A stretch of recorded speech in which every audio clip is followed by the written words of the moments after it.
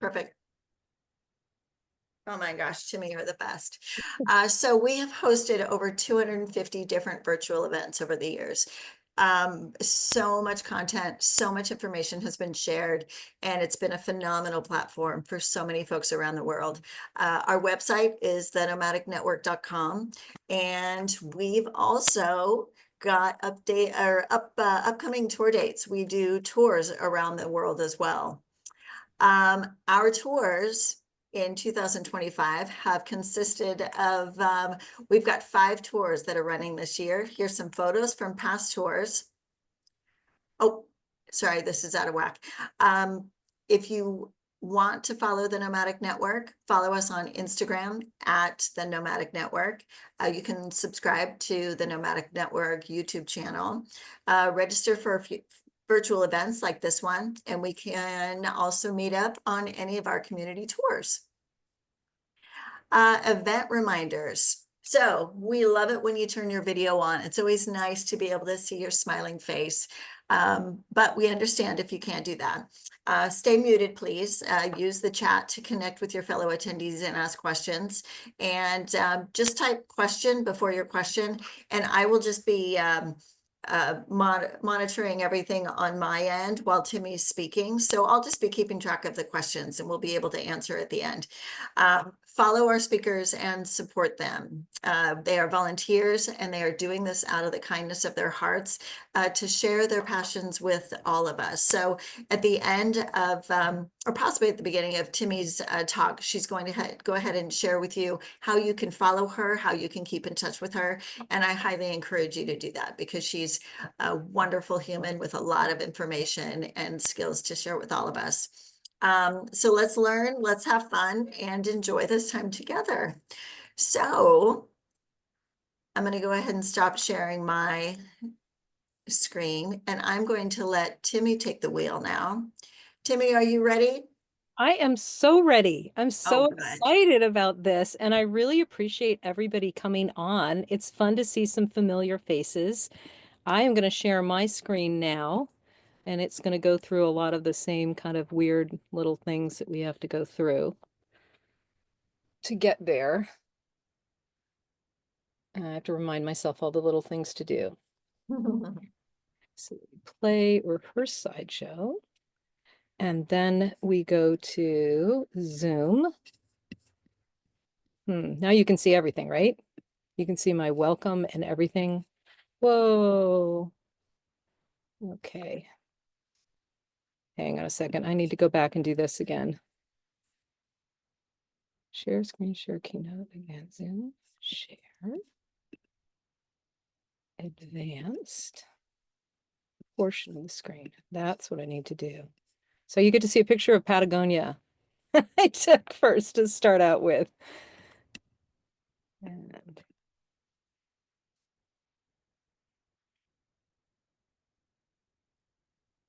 there we go. All right. Can everybody see the portion of my screen and hear me okay? I can't see any of you right now. So Lisa, can you still hear me? Oh, I don't know if you can. All right. I'm going to stop sharing. Lisa, could you hear me? Oh, you're on mute. That's why. Oh, okay. I can hear you, sweetie. I can. Okay, you are good to go. I'm going to go back and share again. Okay. And then we'll get this started. Thanks everybody for being a little patient while we get this going here. All right, so you can see the picture of me and Trang here. I just want to give a shout out to the Nomadic Network to start out with, because I went to one of your recent community events online, which is just so fun to get together with people and talk about travel and talk about what we like about it and just meet other people in the world that like to do this. And when we were introducing ourselves, we found out we live in the same town in Los Angeles, which is amazing because Los Angeles is so darn big. The fact we live in the same town was fantastic. So we decided to get together and have our own chapter meeting, get coffee together earlier this week. And I brought my new little puppy with me, and it was great. And we also talked about how we want to do something for all of Los Angeles and invite anybody who's part of the Nomadic Network, to join us for a picnic in a park. So I'll plan that with Lisa and we'll get that going. So I'm just really happy to be here. I love the Nomadic Network. I love what you're doing, Lisa, to keep this community going. And I know that a lot of people really appreciate that as well. Plus, I've traveled with you and I know how amazing you are as a traveler and as a leader and as a community organizer. And I just know that your trips are absolutely fabulous. So welcome, everybody. A big hello to everybody who's here live and also to those of you who are watching this recording. I'm really excited to share with you what I know about Morocco, and I hope that it inspires you to visit it someday because it's an incredible destination. And if I could just see in the chat or through hearts or thumbs up, how many people have been there before? Has anybody gone? No. Ooh, okay. I don't see anybody who says they've gone. So this is great. I'm going to tell you as much as I have time to tell you about it. And I will try and leave time for questions afterwards. So again, just type those into the chat, write question beforehand so Lisa can see what it is, and then I will address them later. So right now, especially because you haven't been there, what image comes to your mind when you think of Morocco? Just put it in the chat. What sorts of things? Oh, Leanne, you're going in September. That's awesome. So awesome. Yes, Aladdin, Arabian Nights. When you go shopping in the souks, you feel like you are in Aladdin's like cave with all the stuff that's in. Oh, and Chefchaouen is amazing. It's one of my favorite places in the world. The Blue City. Any other things that people think of? Camels? Yes, you got me, Keys. Camels. One of my favorite things in the world. So when I was growing up, Um, I the only thing that I really knew about Morocco was Casablanca, the 1942 classic film that I was too young to see, but I knew it was about this mysterious place with real love and tragedy, but sadness, and it made all the adults around me cry. So I knew that there was something mystical and magical about this place. And then in the 1960s, Crosby, Stills, and Nash came out with this amazing song called Marrakech Express that is about Graham Nash when he went to Marrakech on the train, traveling in first class with all the rich white women who had blue hair. So that's why he talks about American ladies 5 foot tall and blue. Um, and nothing was really happening. It was just the bubble that he was used to being in. So he said, forget this. And he went into third class where everything was happening. And if you look at the lyrics of this song, it's basically a travel story. Getting off the beaten path, going outside your comfort zone, discovering a new world with all your senses. And this song hit me hard. And I'm sure it hit a lot of other people during that time. It's a great song. Just the energy is so beautiful. But man, I'll tell you, I wanted to go on the Marrakech Express. And it was something that I kind of carried around with me as someday I'm going to go to this magical mystery far off land where people can smell a garden in my hair. And which I love that line. And I want to get away to see what I can find. And I really wanted to travel and do this. So I kind of carried that with me as I was growing up. And then the things that I thought of with Morocco were the kinds of buildings that they have, camels, yes, these red sand dunes with these waves that just went on in the Sahara, roses. There's something about, maybe because it was a garden in your hair from the lyrics, that I knew that there was a Moroccan rose. And camels. And so I started a collection of camels, and I found this fabulous vintage poster when I was in college that I had framed, and it was advertising the train from France to Morocco. And it was what I wanted to do. I wanted to be there in that scene. And I hung this in the very first apartment I ever had, and I've hung it in every home that I've ever had, and I still have it, and it's in my bathroom. But as soon as I get to see it every day, it fits on the wall perfectly. And I even decorated my house kind of in Moroccan style. So this all stayed on my mind. The fragrant rose gardens, clear stars at night, camels, the mystery, the magic, the possibility. So when I was nearing one of those momentous decades in my life, and I asked myself the question of what do I want to be doing when I turn 40 years old, I answered, as one does, I want to be riding a camel through the Sahara Desert under the stars at night and watch the sun rise over the dunes on my birthday, bringing me into the next decade. So I took my savings and, with the blessing of my amazing husband, even though he didn't really understand my obsession and he doesn't like to travel, I took off for a solo trip to Morocco. And my sister at the last minute said she would join me, which is amazing because this is not the kind of thing that she normally would do. It was way outside of her comfort zone. And we went, this was before 9/11, and we didn't even really understand the differences between the Arab world, the Western world. It was really going outside of our comfort zone. But we both, well, I don't know how much she wanted to do it, but she was really nice to come with me. But I really wanted to do it. And so I did. And this is a picture of me on my 40th birthday, watching the sunrise over these dunes that I had been riding a camel all night, looking up at the stars in the sky. And it was one of the most magical experiences in my life. And this trip changed my life in ways that I never could have imagined for myself. So I'm really excited to be able to share this country with you because it's a really unique place. And I've been to a lot of countries in the Middle East and in Africa. Morocco is definitely unique. So if you look at it, it's in the upper left-hand corner. So it's the northwestern corner of Africa. It's that little orange space. It's about the same size as California, and it's only 8 miles from Europe. That little tip that's going straight out to Spain is the Strait of Gibraltar. It's 8 miles long, which is amazing. It's so close to Europe. It has this smaller population than California. California has 39.5 million, and Morocco has 37 million. It borders Algeria and Western Sahara as far as the land goes. But if you look on the map in the middle, you can see where it says Atlas Mountains, and then everything south of it is kind of that orangey color. That's the beginning of the Sahara Desert.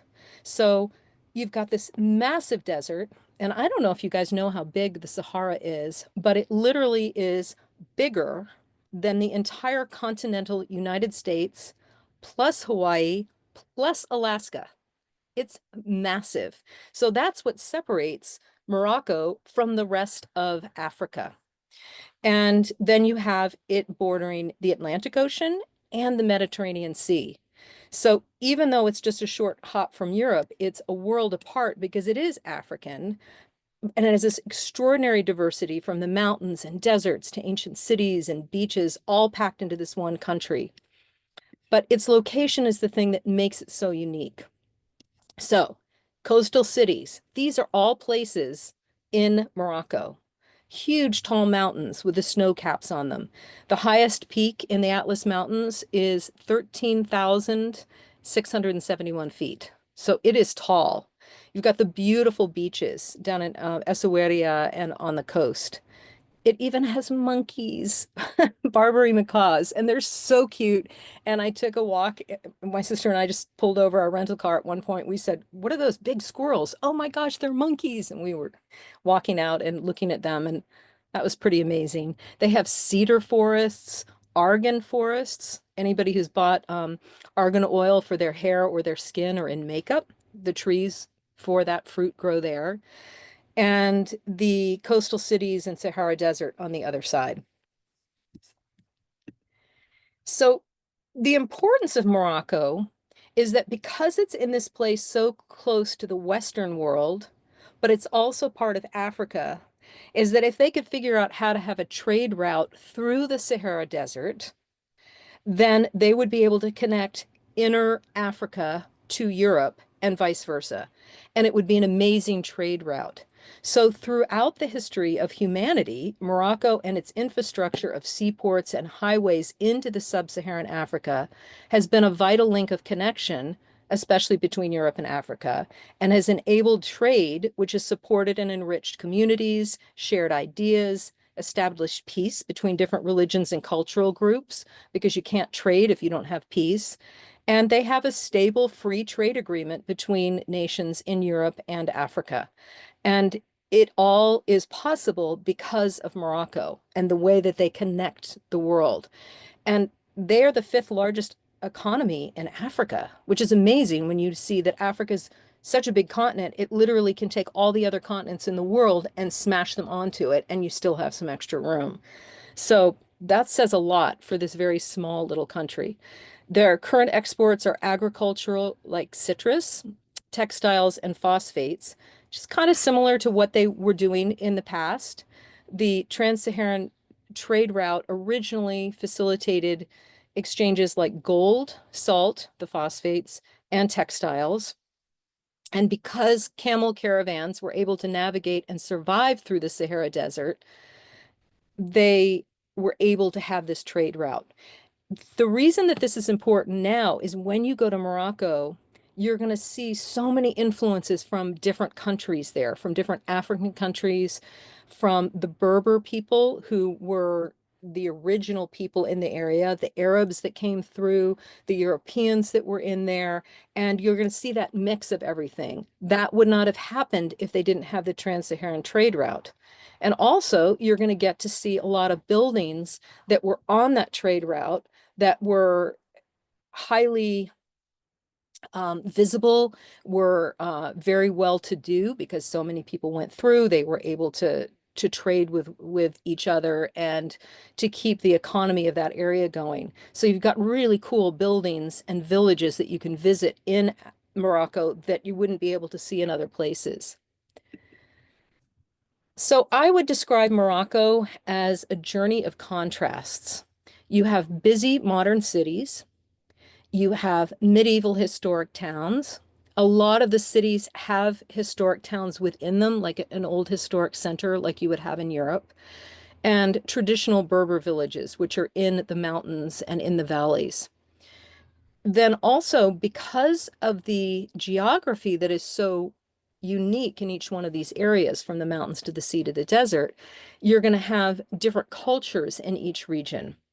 So in the coastal area where there's a milder climate, you're going to have more fertile land and a more developed agricultural sector. And they also have been more influenced through the centuries by their close contact and trade with Europe, particularly France and Spain. That will affect the language, the architecture, the food, and the urban culture. Up in the mountains, the Rif and Atlas Mountains, you're going to find this unique ecosystem that has been shaped, that has shaped the culture of the Berber communities. And the kind of life that they have there is very different from the kind of life that the people in the coastal towns have. And then, of course, life in the Sahara Desert, it's totally influenced the way that people live there. You have nomadic and semi-nomadic populations and the Arabic culture. Each region, whether it's on the coast or up in the mountains, is going to have its medinas, which are, that's the word for old city center, and a kasbah, which is a fortress. And those reflect the country's diverse architectural heritage as well. So they'll look slightly different in each area that you go to. I would also call Morocco a fusion of Arab, Berber, and European cultures. These three different cultures have contributed to the uniqueness for centuries. The language, the dress, the architecture, the cuisine. Oh my gosh, the food in Morocco is so delicious. The festivals and the traditions. So, some things to know about Morocco. You have two official languages, Arabic and Amazigh, which is a Berber language. There's three Berber languages, but that's the main one that's considered official. But virtually all Americans can speak and understand French. And that's what they widely use in business, education, and signage. A lot of the schools teach the classes in French. Moroccan Arabic is different from other Arabic, I don't want to say languages, but it's very different because it's heavily infused with French and Berber vocabulary. So somebody who speaks Arabic, let's say in Egypt or Oman or Saudi Arabia, would go to Morocco and they wouldn't understand a lot of the phrases or words that were there. Spanish is common in the north, in Tangier.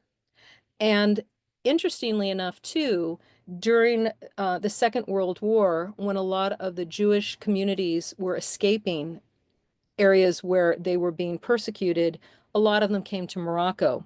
So you have Judeo-Arabic dialects, which were historically spoken in the Jewish communities, and a lot of the words are included from Hebrew are included in Moroccan Arabic as well. And English is going to be spoken in popular tourist areas. So if you go there, you're probably going to be going to a lot of popular tourist areas. You'll be able to get by. But if you know one word, and Lisa knows this word, and Leanne knows this word, Christina does, it's shukran. And that's how you say thank you in Arabic. That will get you super far if you just say shukran, shukran, or no shukran, la shukran, la shukran, no thank you. You can use that for a lot of things to be able to get your point across. And they will love it. The fact that you know one word, they will love so much. I also would call Morocco a crossroad of the Arab, Berber, and European cultures. And you see that a lot in their architecture. So historically, you think of Moroccan architecture probably with those horseshoe arches and the intricate tile work, geometric patterns, courtyards, and decorative calligraphy. That is a hallmark of Islamic art because Islamic art is meant to avoid depictions of living things and instead elevate abstraction and symmetry. So anytime you see that, you can go, oh, okay, that is Islamic art influences in the architecture. And the mosques and the palaces and some of the big fancy hotels are just incredible because of this and the tile work and everything. The traditional Berber homes and the kasbahs, the fortresses, have been built from earth and clay. So that's the example in the middle of this screen here. And that's designed for harsh climates. Their architecture emphasizes practicality, defense, and integration into the landscape. And it's great because these keep you cool when it's really hot.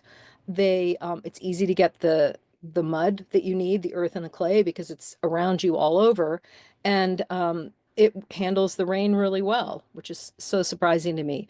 So much fun to go to these places, and the photographs you can get are really fun. And just looking out over the landscape in front of you from one of these buildings and the rooftop, and they all have rooftops that you can hang out on, which is one of my favorite things in Morocco, is having mint tea or coffee and a croissant with some apricot jam on one of these rooftops.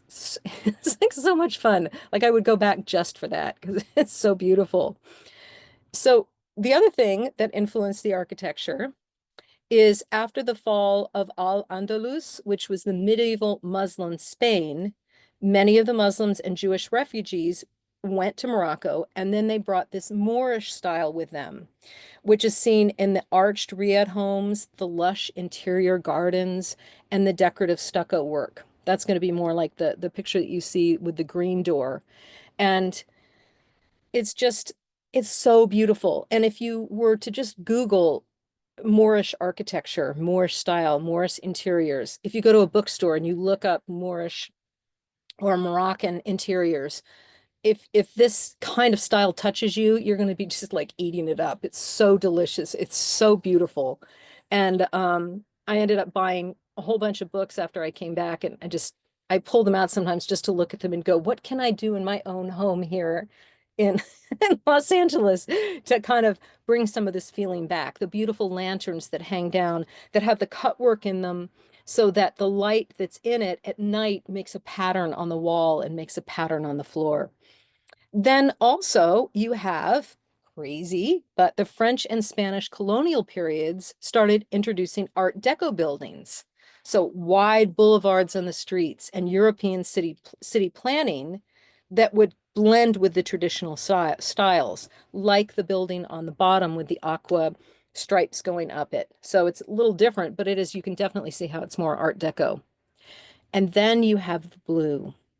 And I have to tell you about the blue later because the blue is amazing. And it'll be interesting to see if you can figure out where that came from. Morocco also, it's comfort food. The food is so good. It's slow cooked in the tagines. That's that little pot that the hand is lifting up. And it is this unique mix from the different cultures that balances the harmony of flavor in every meal. So you have sweet and savory, soft and crunchy, warm spices, not the spicy hot spices, they don't use like red pepper the way that a lot of the Arab countries will use red pepper. Um, and they use the Arab spices like cumin, saffron, coriander, paprika, and then they combine it with things that are unusual to a Westerner: lemon pickle, argan oil, preserved butter and olive oil, and dried fruits. A lot of dried fruits mixed with the meats and mixed with other vegetables and things, which is it's unique, it's different. And you're even going to get fish when you're out near the coastal regions. So if you're saying, okay, what did each one of these cultures or communities contribute to the food? The Arab influence of those spices that I mentioned, the slow cooked tagines, and also the tradition of communal dining.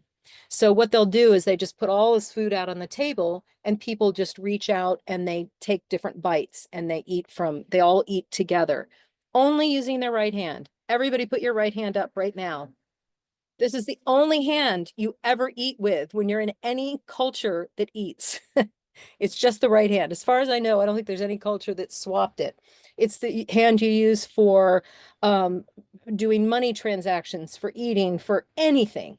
Don't ever use your left hand. That people would go, that would be terrible at the table, because they consider the left hand unclean because that's what you use for your own personal hygiene, not the right hand. So that's one thing to be really clear of when you go there.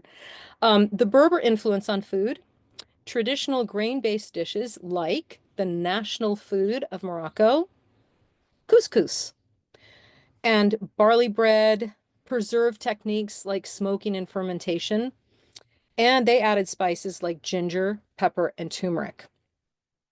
Jewish influences on the food, dishes like cooked salads, preserved lemons, and slow braised meats.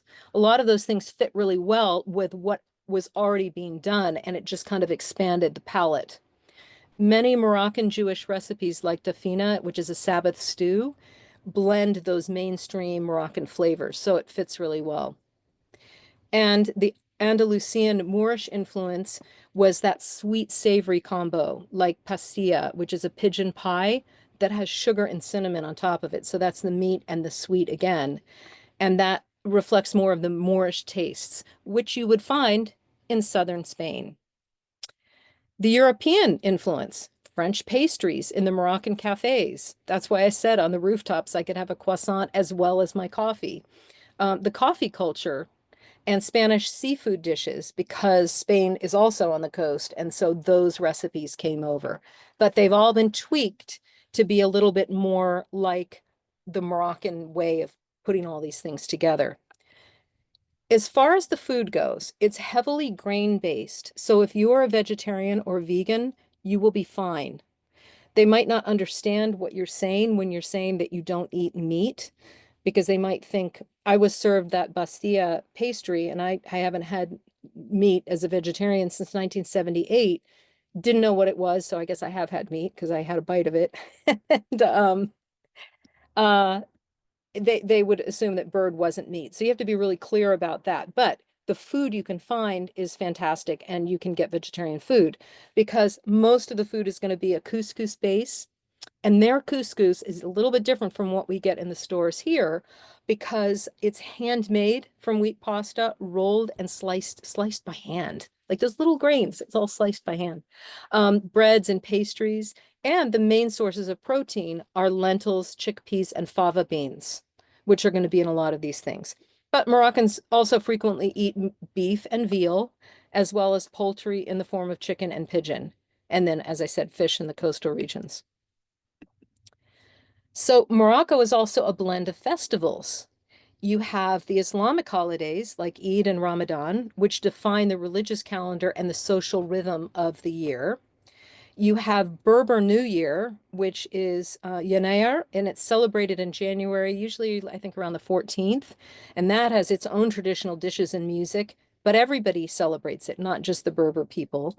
And that's rooted in pre-Islamic seasonal rites. So it's a little bit more based in Mother Earth kinds of things, if you could say it that way. They also celebrate Jewish holidays like Mimuna, and that's celebrated all over Morocco, and not necessarily as a Jewish holiday, but as a Moroccan holiday.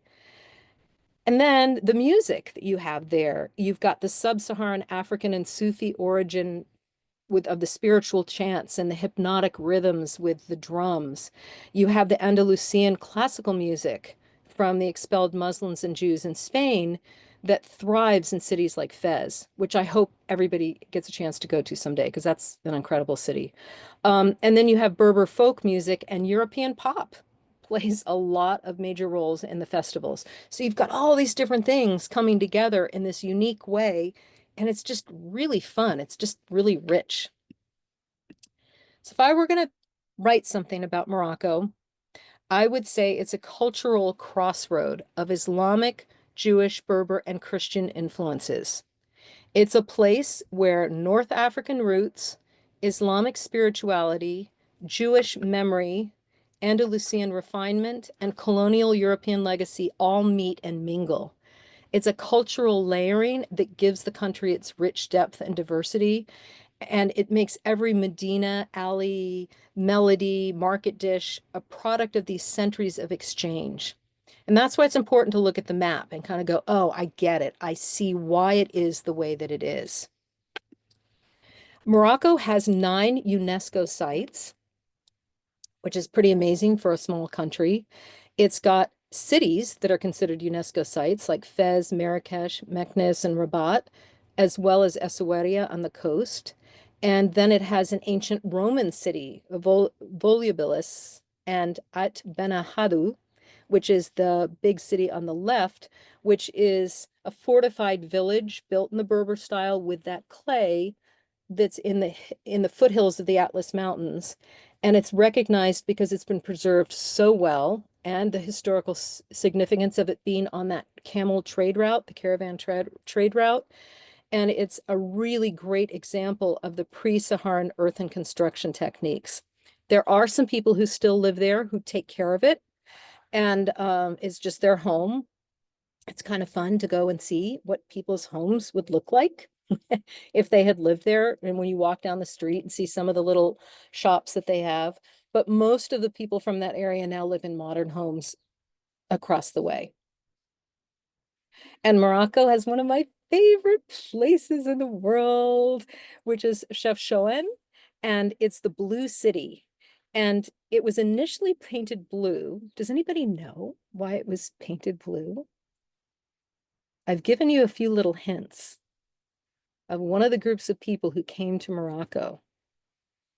So when the Jewish people landed there in the 1930s to escape from Hitler's growing reach, the color choice that they made for this particular city and town was taking that blue thread that they weave through their prayer shawls to remind people of the sky, the heavens, and ultimately God's power. And it was a form of protection for them by just putting it throughout, weaving it throughout the entire city. The color of blues here, oh my gosh, they're so beautiful. I literally, okay, so if you went here, there's things you could do. You could shop for leather goods and woven pieces from the workshops that line up and down these streets, and they're steep cobbled lanes, so you wouldn't want to go there if you have a problem with walking on stairs. But if you can manage stairs, you could just wander endlessly through these little alleys. It's totally safe. And it's totally inhabited. My photos don't show people there, but it's because I love the blue and the architecture, and I wanted you to see that. But really, if I went there, what I would want to do is just wander around, sip coffee from the rooftop of my hotel, and just be there because it's such an inspiring, peaceful feeling place. You can also go, there's a 15th century Kasbah, an ethnographic museum there, but it's highly worth visiting. And there's so many cities that are, but this is one that I dream about being back in again. So, some things to know about Moroccans and culture there. Moroccans are very warm, friendly, and curious people. They always want to welcome you into their homes, welcome you into their shops with mint tea, which you should always accept because it's rude not to. They're not trying to sell you anything. Even the rug shop owners, yes, they want to sell you a rug. Yes, this is part of the tradition of what they do, but they really just want to make that connection. And part of that is having the mint tea. I will say it's really sweet. Like Like they'll give you a little cup, like it's just this big, and then they'll put in a whole tablespoon, and then another tablespoon, and another tablespoon. And you're like, please stop, please stop. But they like it. They like it really sweet that way. So if you want to drink mint syrup, just let them put in as much as they want. Otherwise, you can say, you don't need that much of it. So greetings are very important. A handshake with which hand? Right hand. And often putting your hand on your heart right afterwards. Then you can say salam alaikum, which is peace be upon you, which is like hello. You can also remember shukran, that means thank you. If you can't remember it, say merci because everybody speaks French and they'll know what you mean from that. The idea that Moroccans have is that if you're a guest, you are a gift from God. Part of that comes from the Berber culture, and those of you who have traveled to the Middle East know that, is that when a guest or a visitor shows up at your doorstep, in the Islamic culture, particularly the deep-rooted Berber tradition, those two kind of have come together. You don't even ask the visitor why they came to your door for 3 days. You feed them, you give them a place to sleep, you take care of any of the needs that they have. It's very, very hospitable. And after the third day, you are allowed to ask them, why are you here? So that if that's part of the culture of the Berber influence in all Arabic countries, then you understand why coming in for a cup of tea for half an hour to an hour is not that big of a deal because you would just be being part of the hospitality of everything. So Morocco is relatively liberal, particularly with Arabic countries. It's much more liberal than some of the other ones. It's still really wise and respectful to dress modestly. So you don't have to cover up your hair, but you should wear clothing that covers your shoulders and your knees as a sign of respect. You don't need to cover your ankles unless you're going into a mosque, and most mosques are not going to be open to non-Muslim people. There are a few that you're allowed to go into, but you wouldn't want to wear a short skirt or shorts. You'd want to wear pants or a longer skirt or just something to kind of cover up as much as you can. And it's a sign of respect for them. As far as safety goes, Morocco is generally a safe country for travelers. It has a stable society, low violent crime rates. But like any destination, when you're traveling, you want to be aware. You want to be safe. You don't want to just look like you're going, I don't know where I am, and here's my purse, and it's open, and I'm not paying attention. You want to just do what you would do if you were in the US. If you're in a touristy area, there's probably going to be pickpockets, so keep your valuables secure and hidden. If you're in an area you don't know, find out how much it's going to cost before you get in a taxi to ride somewhere. And make sure the meter's turned on. Walk purposely and confidently, like you know where you're going. And this is my tip that I've shared with people who have traveled with me to other places in areas in this is my fun little funky phone. When you're in a place where people are trying to sell you a lot of things and they're a little hardcore, like, come here, let me show you this. Oh, you will love it. It's the best thing ever. If you put your phone on record, like you're recording a video, or just hold it up, they'll think you're recording. Oh, look, I'm a tourist recording everything, and they will step back because they don't want to be on video doing this hardcore sell. So that's a little trick that I figured out, and it made my life much better in a lot of places. Actually, even in East Asia, it really helped. So as far as health and well-being goes, you don't need to have any inoculations or vaccines to go to Morocco, but some things that are really important, probably true in most areas of the world, stick to bottled water. And if you're going to sample street food, do it wisely. Look for busy stalls where there's a lot of locals, because then you know that it's something that is fresh and these people come back to all the time. Definitely use sunscreen. I know I'm going to sound like mom here, and stay hydrated. Drink water, water, water constantly, especially when you're in a hot place like Morocco. Just don't just rely on that sweet tea. Drink more water than you would think you would ever need, and you will keep yourself much more healthy. And another little thing, carry tissues with you and hand sanitizers, because many of the bathrooms are not going to be having tissue paper or toilet paper, and you want to be prepared. You want to make sure you're respecting the religious customs. So during prayer time, which is 5 times a day, just respect the moment. If you want to, you can learn what the different prayers are so you can read them as they're saying them. And they're really beautiful. It's a pause for people to say, okay, I'm going to turn myself away from myself. I'm going to turn to a higher power. I'm going to thank this higher power for this beautiful day and that I trust it to continue to add good in my life. And if there's something I can be doing to help somebody else's life be better, please let me know what that is. I mean, they're beautiful prayers. So sometimes what I'll do is I'll just say, oh, this is a reminder for me to just stop doing what I'm doing and be grateful. Be grateful for the moment, for everything that I see that's good around me, to think of acts of kindness that I've seen and experienced. And it just kind of fills you up in a really pretty way. All right, shopping. I'm almost done, I think, yes.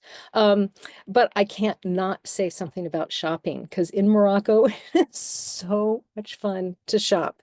I don't care who you are. If you walk into Aladdin's cave and you see all these amazing things around you, you're going to have a lot of fun with the shopping. So save room in your suitcase, or better yet, just take a foldable, packable nylon duffel bag, throw that in there, and then you can use that for all your little treats that you discover along the way. So there's copper pieces, leather goods like jackets and handbags, and those famous footstool puffs, that you just they sell them flat, which is great. It's much easier to get them home. They can kind of like pillowcases be on top of each other, and then when you get home, you can get them filled up. They sell yarn, Berber rugs. Each one has its own tribal pattern and symbolism. So, oh my gosh, there's so much to choose from.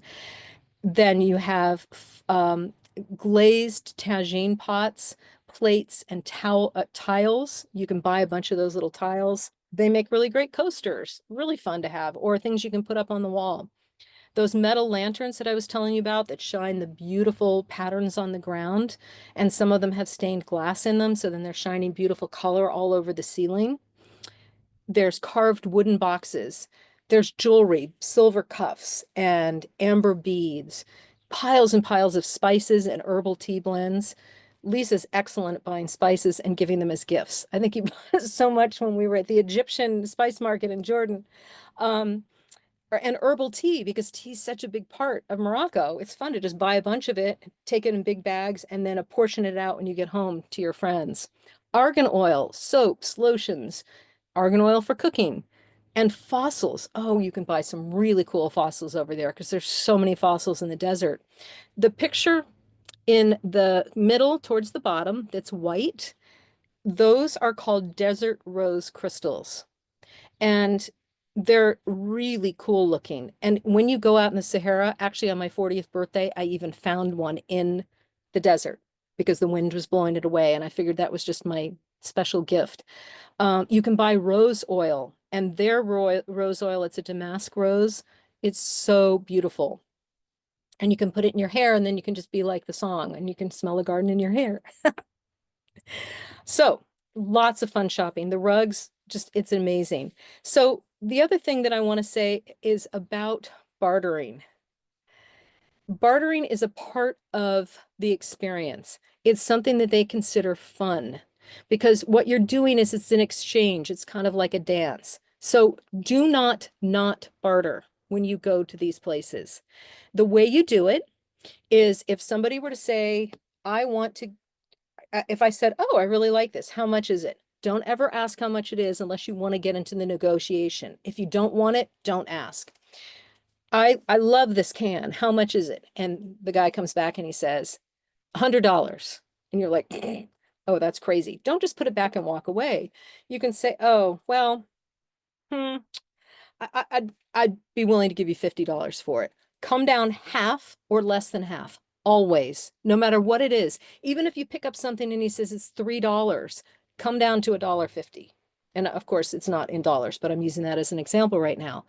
And then they might kind of go, oh, who do you think I am? What are you going to try and do? Put me out of business? This is terrible. I can't believe how rude that you would say this.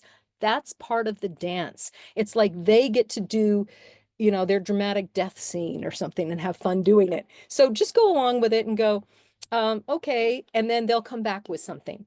And maybe they'll come back halfway between the two amounts, or maybe they think they're gonna play hard, and so they'll push a little bit, and they'll say $90 or something. You're like, well, I saw one over across the way that was less than that, so um, I'm fine, thank you. And then they'll come up with something else, or they'll say, give me a price. So you give them a price and give it lower than you think you should, because honestly, they're going to be marking it up like 400 times when they tell you what it is that they're doing.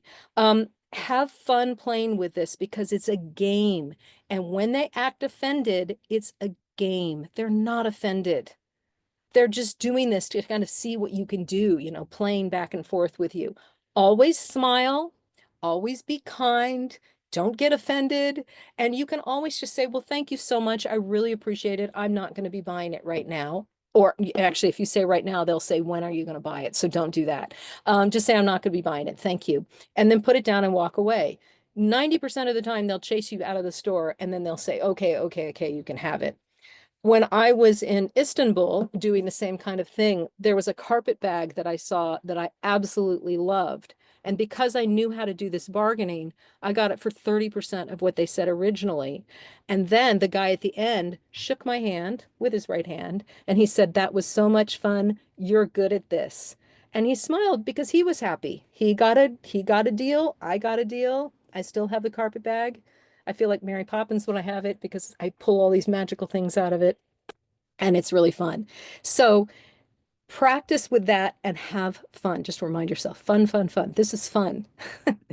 So there are Moroccan popular sayings for some familiar ideas that I just wanted to share with you because I want to have time for a few questions. I think this is hilarious. So think hard before making big decisions. This is what they say.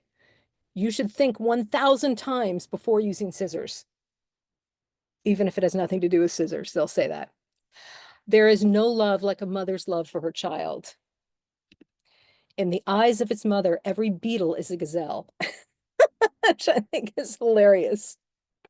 And then one of my favorite quotes that I think is so true, written by a um, a guy who in the 14th century traveled for 35 years throughout Africa and the Middle East, and he wrote about his travels. So he was a travel writer. Writing is fascinating.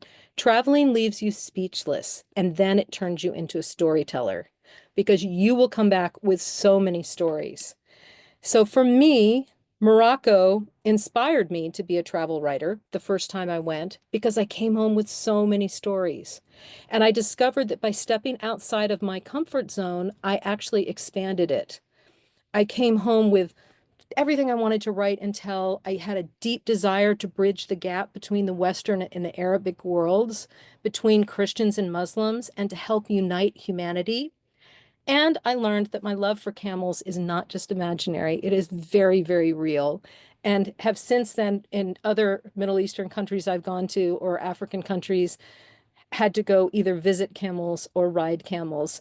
And I've had some really lovely experiences with them.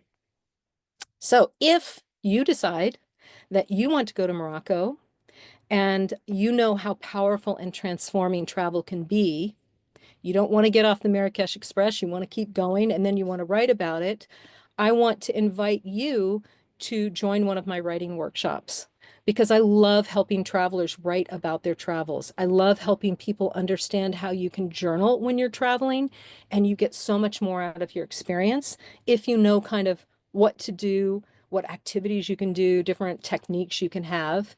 And because you are a Nomadic Network member, I'm happy to give you a 20% discount, which I give to my students who have taken my classes over again.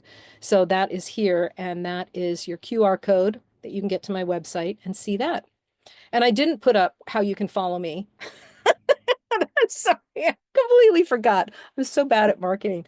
But my name is Timothea, Timathea, and I'm the only person that has that name. So timothea.com or on Instagram at Timothea, Facebook, Timothea. I'm the one that has that. So I have that. So we have a few minutes left. I did it. I got through it. I know I went really fast. I'm sorry. Um, it. No, you did great. You did great. And I have a few questions for you. Are you Okay, ready to be in the I hot am seat? I am ready. Okay, On. so what region or city in Morocco do you feel best captures the spirit of the country and why? Since you've Well, traveled all over the place. my answer is going to make somebody really unhappy, because there is no one region that encapsulates the entire country because it is so different. If you went to the Sahara Desert, like I did, to ride that camel at night, that totally encapsulates Morocco, but it would miss out on the Atlas Mountains and the monkeys that are in the forests there. It would miss out on the seaside villages, that blue town in Chefchaouen. You'd miss out on that. So I almost feel like with Morocco, you wouldn't, if you went to just one place, great, have fun. Fez is incredible. The medieval Fez is like mind blowing. It feels like you're going back 1500 years in time. But I I would say just tell yourself I'm going to go to Fez now and I have to come back later to see more. There's places I haven't been in the times I've gone that I want to go back to, or I want to go to and then revisit some of my favorite places. Amazing, amazing. Now I've got a couple more questions for you, but in case people need to peel off, just know that check the chat. I just added a ton of links for you. One is going to be Timothea's website and then her Instagram link, and then our website, our upcoming free events, and then also our upcoming tours in the remainder of the year. We've got Greece, we've got Peru, and we've got Morocco coming up. So links to all of those. And then I'm currently putting together our 2026 tour calendar too. So just keep an eye out for that. But back to a couple more questions for Timmy. Mhm. One of those is for the food, what were the most popular drinks that you saw? Like, how did they make their coffee? Milk, syrup, drip coffee, espresso? What was most common? It's like a Turkish coffee, so it's pretty thick as far as coffees go. And you can ask if you want to have any kind of a cream in it, but a lot of times they will serve it black. Um, they might in places where tourists go know that tourists want to have more. And all I haven't been there in a bit, so maybe they've started adding lattes and stuff. But it's going to be a mix of the Turkish, the real thick coffee, and maybe a French coffee, but with an Ethiopian mix. The drink of choice is going to be that mint tea. That's just what they have everywhere. So, and because it's an Islamic culture, the alcohol is only going to be available to tourists who are not Muslim. Nice, yeah. So then another question is about that whole left right hand thing. Yes. That's confusing. That makes me nervous thinking about just that I'm gonna mess up. I could just tell. Are you right-handed? Yeah, which is Oh, great. I'll just keep my left hand behind my back at all times. Um, but somebody said, how do the locals respond when the tourists mess up? I'm sure it happens. It, are they horrified or do they understand? Are they they, understanding? well, it depends. If you're in a touristy area, they totally understand. If you're just being respectful and you say if you apologize, you're not going to mess up too much. I mean, if you are really worried about your hand when you're eating, just sit on your left hand. Just sit on it and then just use your right hand all the time for everything. Um, and yeah, that's the one thing that's pretty major. And then covering up your shoulders and your knees is probably the most respectful thing. And guys too, you don't want to be wearing shorts where your knees are showing. So have long light linen pants. As far as safety, how do you feel about traveling alone these days versus with a group as a female or male or It depends on the country, actually. There's some countries I think it's much easier to go on a trip that's been planned by somebody else because it's safety wise, it's fine, but it's just so much easier when there's no public transportation to get you from point A to point B. If you're with a group that's hired an air conditioned van to take you, yeah, that's going to be much easier. Um, it was a little strange for me to do the trip with my sister because we rented a car and the company had never rented a car to a woman before. And they were very uncomfortable with the fact that we weren't traveling with our husbands. So we ended up lying after a while because just to make people feel more comfortable, saying that our husbands were in on a business trip and they were in Marrakech and we had a few days off and we were just traveling by ourselves. And then they felt more comfortable about that because they weren't used to seeing women even out on the streets. Women stay in their homes during the day, cook, take care of the kids, and then would at nighttime go out together in groups when it was cooler to be outside. So, but as far as safety goes, I feel very safe in Morocco. As I said, if you do the things that you normally would do to stay safe, you're going to be fine.